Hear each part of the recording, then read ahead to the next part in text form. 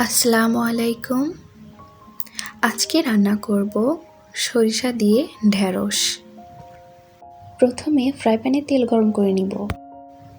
এখন কেটে রাখা পেঁয়াজ কুচিগুলো দিয়ে একটু ভেজে নিব।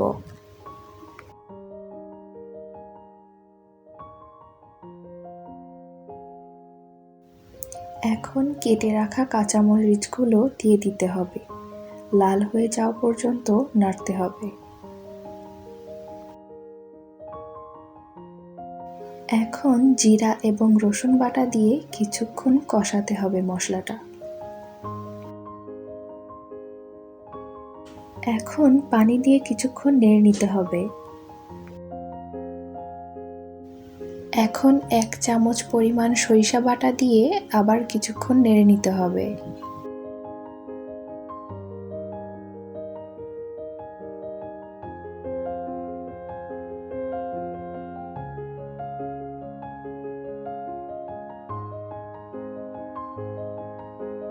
এখন 1 চামচ পরিমাণ হলুদের গুঁড়া, 1 চামচ পরিমাণ ধনিয়ার গুঁড়া এবং 1 চামচ পরিমাণ মরিচের গুঁড়া দিয়ে ভালোভাবে মশলাটা কষিয়ে নিতে হবে।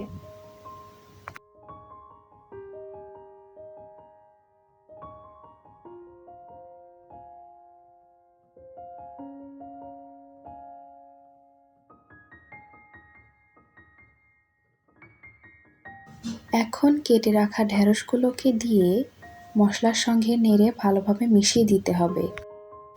এখন পরিমাণ মতো লবণ দিয়ে ভালোভাবে মিশিয়ে নিতে হবে।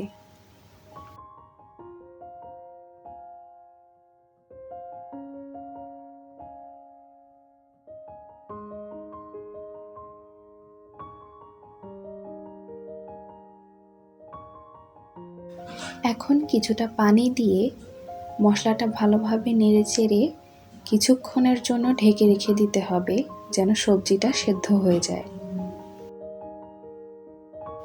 কিছুক্ষণ পর ঢাকনা উঠিয়ে আবার একটু নেড়েচেড়ে দিতে হবে।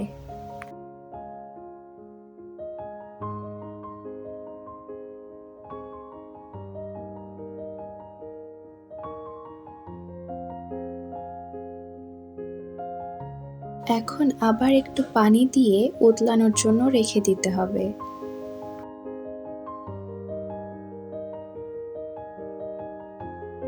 রান্না প্রায় হয়ে এসেছে। এখন রান্নায় স্বাদ বাড়ানোর জন্য 1 চামচ পরিমাণ চিনি দিয়ে দিতে হবে।